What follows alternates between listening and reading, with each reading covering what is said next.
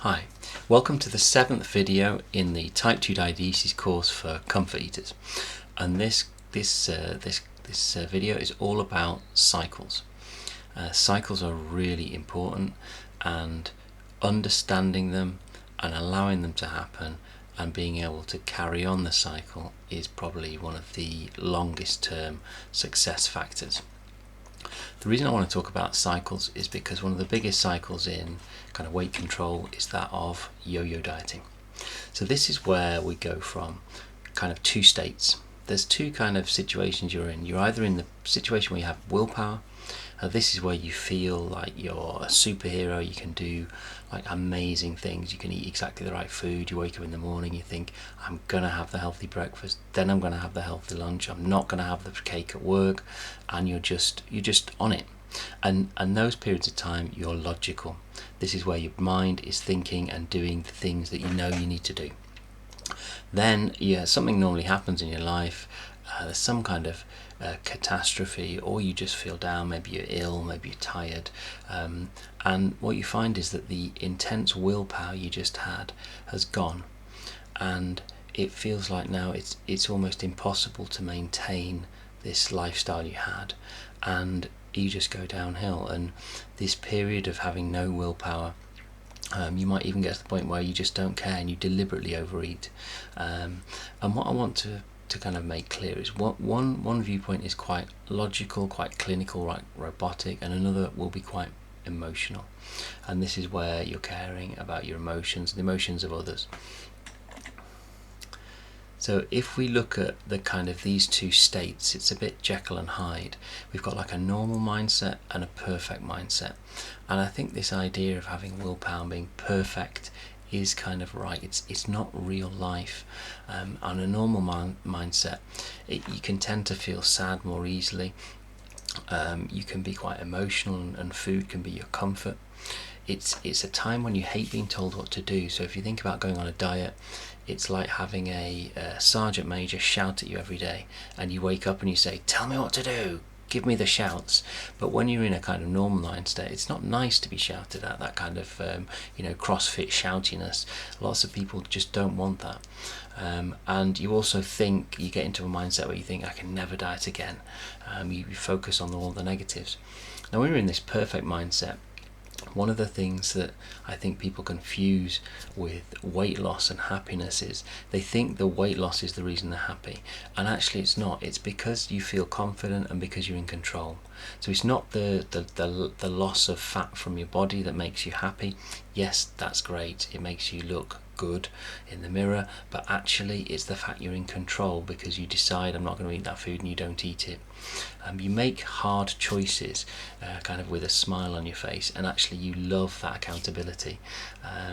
And the other thing is, this is the kind of the fallacy that we kind of think, right, I'm never again going to go back to my old ways. And I think this is where we kind of get some of that toxic mindset creeping in. So I want to look at kind of when we've got willpower and when we haven't got willpower, just to kind of demonstrate the concept of the cycles and the fact that yo-yo dieting isn't a problem. And you'll see what I mean in a second. So I want you to think about a typical year. And over the whole year, how much of that year do you think you have enough willpower to kind of diet? I don't mean to be super strict, I mean to kind of diet. Now this for me is probably how I used to be. And it shows that, the willpower in the year is probably not even a quarter of the year. I think for me it used to be like 10, maybe 15% of the year when I had enough willpower to follow a diet. And so if you think of those two states within a year, what happens is that the weight will be gained when you're in a state where you just you're not operating in a logical way, and then for that period in the year where you do lose weight, the weight comes down, but it doesn't come down enough. So this is where we have this yo-yo effect of growing, and this is the connotation of yo-yo dieting. But what I want to say is, what happens if you're able to actually have a little bit more willpower?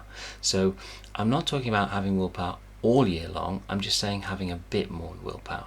Well, quite an interesting thing happens.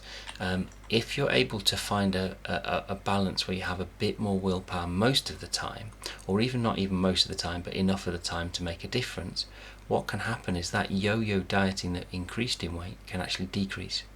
So you can actually get to a point where there's a tipping point where if you can just get enough willpower, enough of the year, actually you can lose weight over time. And this is a really powerful concept, because although I'm talking about years here, the way that balance work in the micro fasting is that each of these little periods is actually the period between eating, each of the hunger periods. So this concept of being able to wait until you're hungry to eat is actually at a very micro level, it's actually applying this concept. And that's why it's so kind of human, that's why it works so well with our brains, because it is more normal. You are allowed to eat, you are allowed to binge. So this quite busy diagram, there's two sides to it. What I want you to think about is that kind of, when you're in that logical mode where you're happy to be shouted at, that's the left hand side of the screen. When you're in the kind of the sad motivation cycle, that's where effectively you've given up and you just can't see a way out really. So let's start top left. Let's imagine we're in the top left happy motivation cycle. So you're going along and you feel happy. You wake up in the morning, you think, do you know what, I'm going to eat the right thing. So you're motivated or ready to do the right thing. Then you come down to the this circle here, and that is where you are going to make the right choice. And once you've done that, you succeed, and it actually boosts your willpower. So this makes you feel happier. And again, you keep going around that cycle. Now that is a fantastic cycle to be in, and that's the kind of cycle you're in when you go on a diet. And in fact, it's quite funny, because before you go on the diet, you actually wait. You're saying to yourself, I'm going to start the diet next week, because you're waiting until you're as happy as you can be, and then you're going to start the diet. So then what happens is life happens. Something happens in life. Might be a tire burst, maybe a boiler breaks, maybe you have an argument at home or at work, or maybe it's something that's just rumbling along and it's something that just kind of floors you, and suddenly you feel sad. Now at this point in time, you're not now motivated to do the right thing, you're motivated to do something that makes you happy. And if you're a comfort eater, that will be eating food. So you eat some comfort food to make you feel better, which is completely normal and natural, and at that point there you feel like a failure. Now this is where you start entering a different kind of spiral. So if the first spiral is a virtuous spiral that helped you increase and improve every time, this is now the opposite. This is now a vicious cycle. So we're going around in a cycle that just makes it worse and worse and makes it feel like it's harder and harder to come out. And the unique piece about Balanced is that this piece here, down after feeling like a failure, if you can flip your mindset, if you get to the point where you learn how to flip from one state to another, so if you can flip from that negative state where you're eating too much food, if you can flip back to the healthy mode quicker, so if you can make this red line shorter, that is when amazing things happen, because it's not denying the fact that you're human and you enjoy living and you're binging. It's actually saying I'm balancing that with being healthier.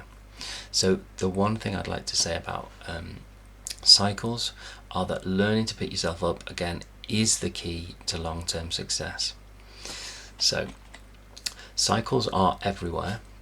Seasons, days of the week, feeling full, feeling empty. There are cycles absolutely everywhere in life, even down at an atomic level there are cycles. The cycle isn't the problem, the yo-yo isn't the problem. The problem is being in one state for too long, giving up for too long. So it really is about learning to flip. You're learning to pick yourself up. It's just like the parent on the side of the football field when little Johnny's fallen over, he's grazed himself, he's come in, she's given him a big hug, she's given him the love, the attention, and then she looks him in the eye and says, right, get back out there, go and do it. And that's the thing we need to do. We need to learn to pick ourselves up faster. Okay, the next video, which is video 8 in the series, is all about the diabetes drip, which is understanding how to look at a food and think, how much of that can I eat? See you then.